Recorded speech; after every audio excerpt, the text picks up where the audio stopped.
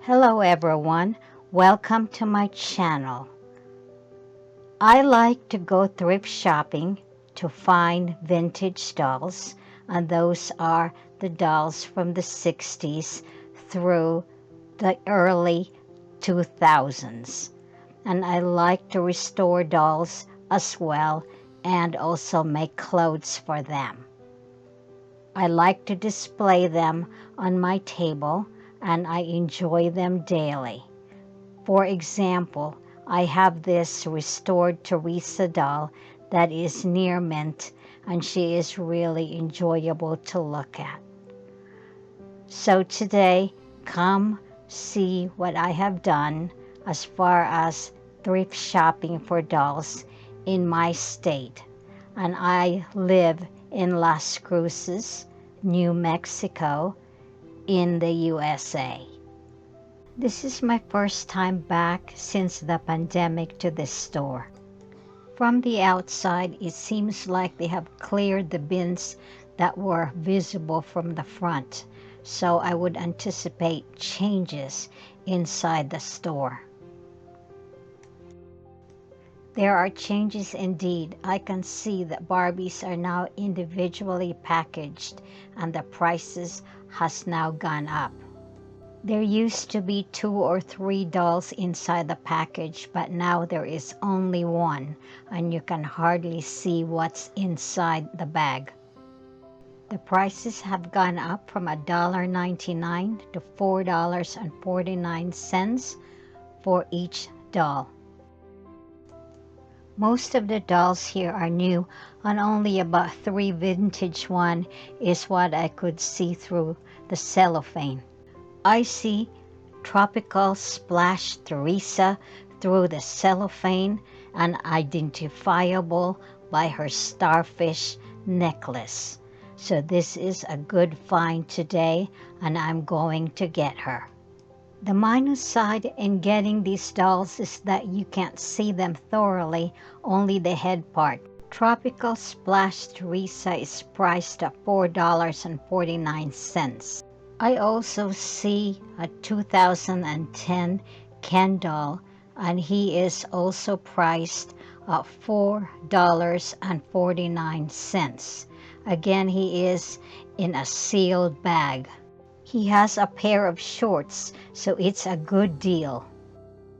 One major change at Savers is that it is self-check only by cash or credit card, but there is one helpful clerk at the front while you are checking out. From Savers, I came away with 2 dolls, one Beach Ken and the other Tropical Splash Teresa.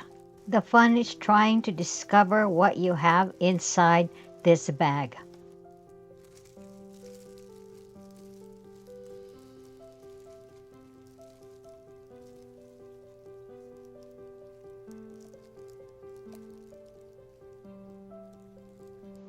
I noticed that someone has opened the side of the bag to see Beach Ken, and I also noticed that there's a missing section here, a little chip at the neck, but it's okay with me because his body is relatively unmarked and his head is also unmarked, so this can be used as a model for me.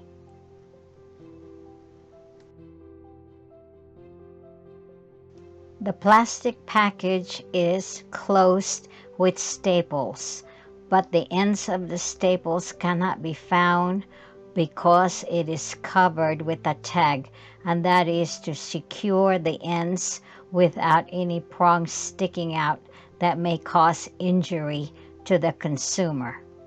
So here I'm using a staple remover to tug away so that I could open the package safely.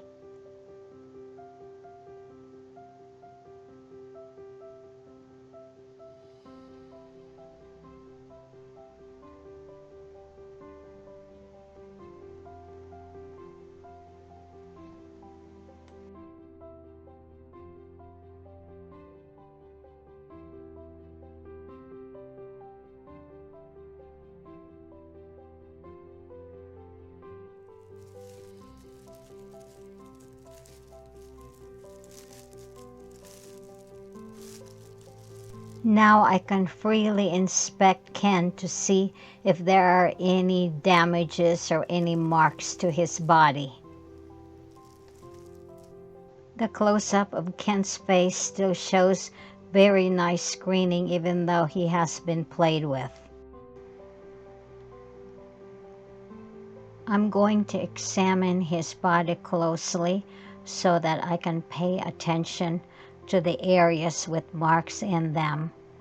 And as you can see here, there are small marks at his leg, and also there are other marks at the back. They are very small and they're really not that noticeable.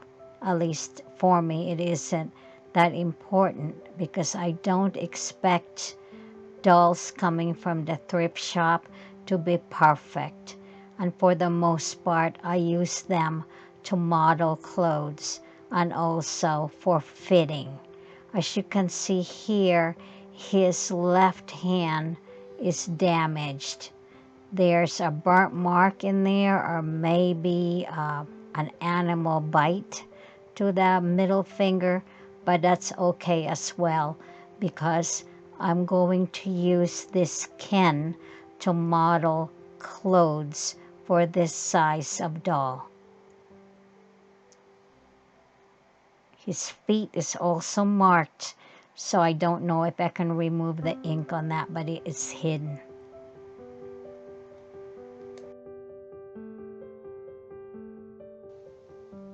Ken has rooted dark blonde hair. It is very well rooted all around, but it does look like either it has sustained quite a bit of wear or it has been cut. I'm not quite sure, but this can be styled so that it can look better than it does now. I do notice that this Ken has a side part, and that is on the right hand side of his head.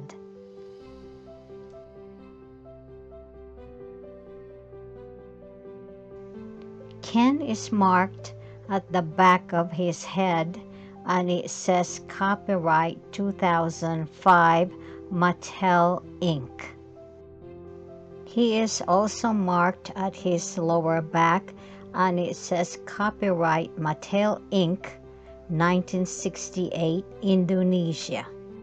Beach Ken has the same mold as Blaine in the Generation Girls dolls. Beach Ken to your left has a lighter face screening when compared to the Generations Girl Blaine, and that's the second release in 2000.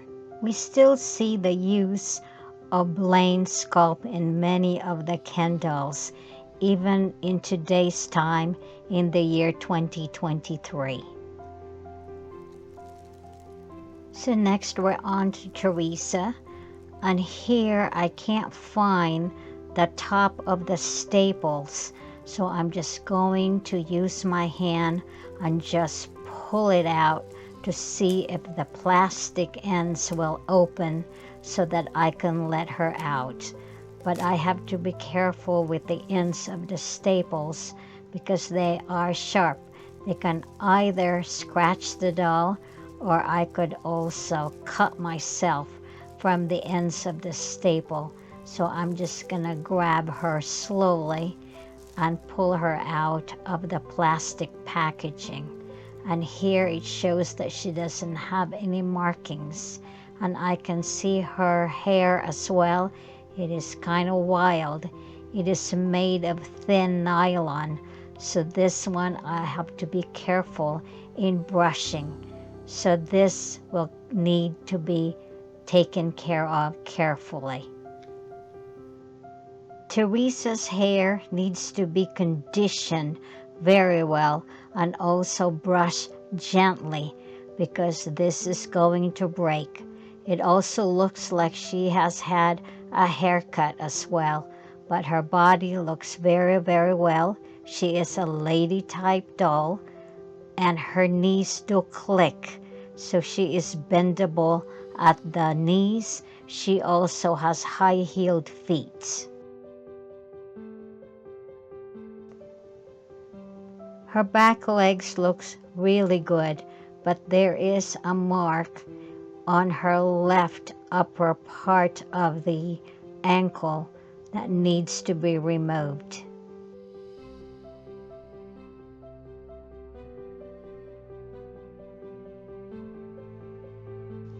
So here's Tropical Splash Barbie Teresa, and also Beach Ken that I'm going to need to clean up and make presentable.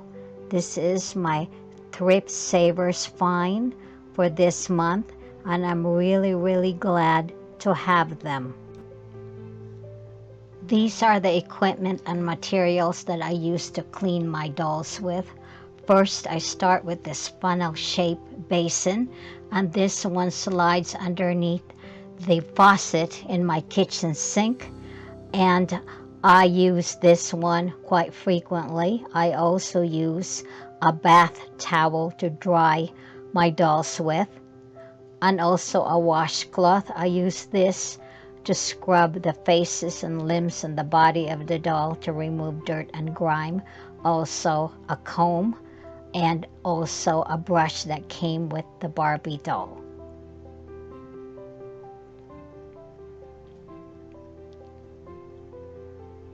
As for soap and detergents, I use just a regular dishwashing soap, and this one is Ajax. And you can use any type of dishwashing soap that you have on hand, and that will just do. You will just need a little bit as you need it. And also I use shampoo and also hair conditioner, and I use the least expensive that's available at Walmart. In addition to this one, I also use a soft toothbrush, and for really stubborn marks or stains, I use this one to scrub with. Other people use magic eraser, but I prefer to use the soft toothbrush. Just a really important caution. When you are cleaning your doll, you need to make sure that you have a sink strainer, and that is what you put before you drain the doll's hair, because the doll's hair can clog your drains, and it can be a very expensive repair. So it is always good to have the strainer in place, and you need to remove the hair from this strainer before you use it again. In that way, you will make sure that you will not be damaging your drains. Using warm water from the faucet, I fill my basin to a quarter full.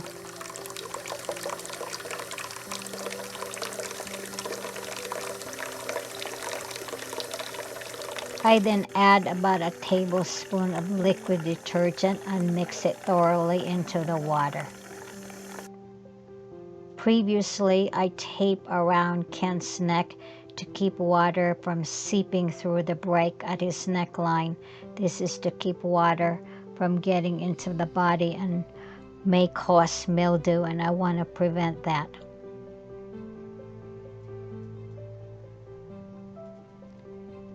I use soapy water in the dishcloth, and that way I can just rub his face with the dishcloth or washcloth, and also use the same washcloth to clean his body and his limbs.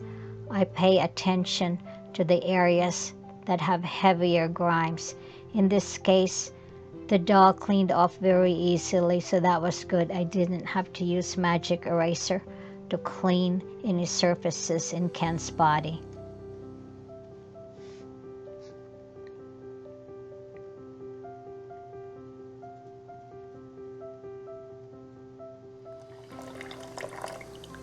I then rinse off the soap from his face body and legs and arms.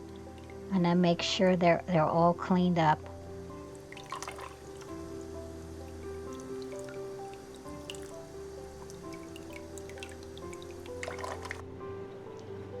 Now to the part where I need to put shampoo in his hair. I wet this part first, and then I put about a tablespoon of shampoo, and then I rub that into his hair, wash his hair thoroughly, and it's basically a squeezing motion. And since his hair is short, it cleaned up very easily.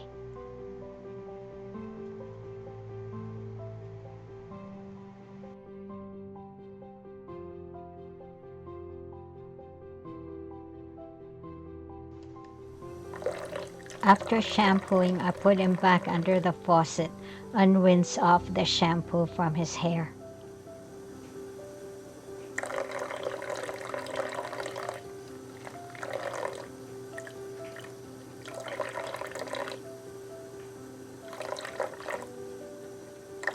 I then use about a tablespoon of hair conditioner, and I put this throughout his hair, starting from the back, and I work from the back area to the front.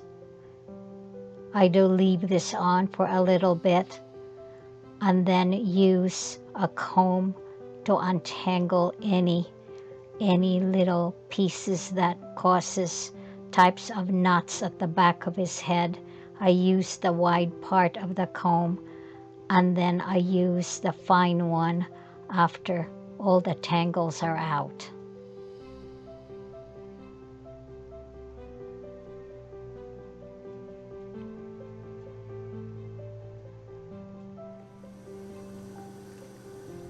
He goes back and gets the conditioner rinsed again, and I make sure that the conditioner is rinsed thoroughly.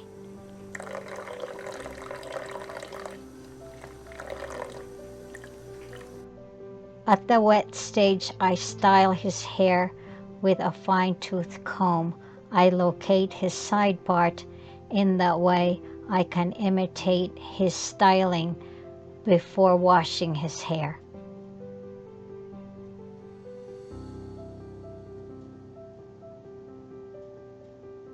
I do dry him off from time to time because he's still dripping from the bath that I gave him.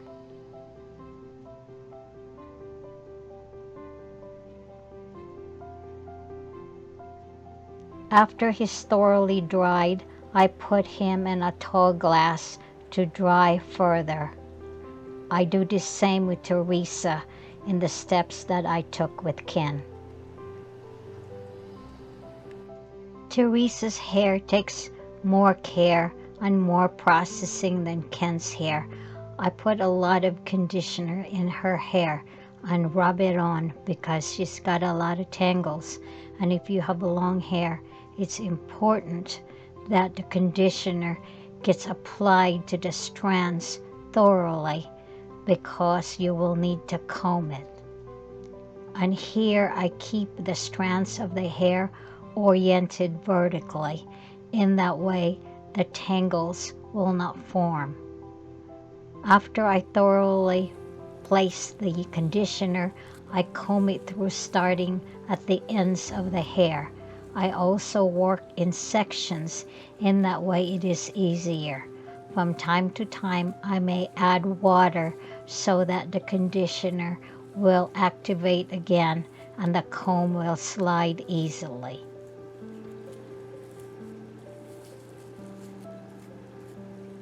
After combing and untangling is done, I rinse the conditioner thoroughly from her hair, and that's under the faucet and using again warm water. It will take time to rinse the conditioner off because it's throughout the hair. But what I do is I do rinse it thoroughly. I turn the faucet off so I can see if any more conditioner is still there because it will show us bubbles. And here she's still damp, and I comb from the ends of her hair, and then I continue to comb upwards, and here I use the wide tooth comb. Later on, when the tangles are thoroughly taken off, I will use the fine tooth comb because this keeps the strays from flying off to the side.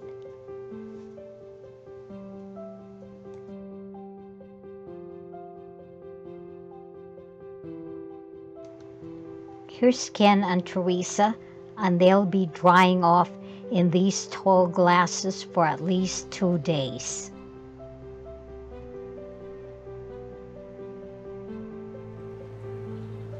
And here they are all dressed up. Teresa is dressed in a custom outfit from a 1990s fabric collection. It is a blue, aqua green wave pattern, and her dress mimics that in colorway as Ken's swim trunks. Ken doesn't need new outfit because he already has this swim trunks, whereas Barbie's outfit had to be made for her because she doesn't fit in today's dresses for Barbie. And I completed her dress with embroidery that has feather stitching to mimic a wave pattern. I also made her a floral ribbon that mimics the flower motif from Ken's swim trunk.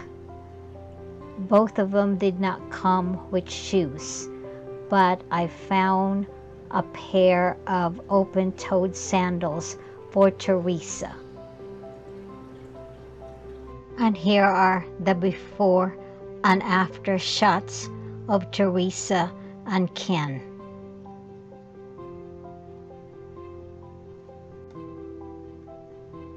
Here's my tablescape with Ken and Teresa, and I really had fun with them. Have a great day, everyone, and thank you for watching.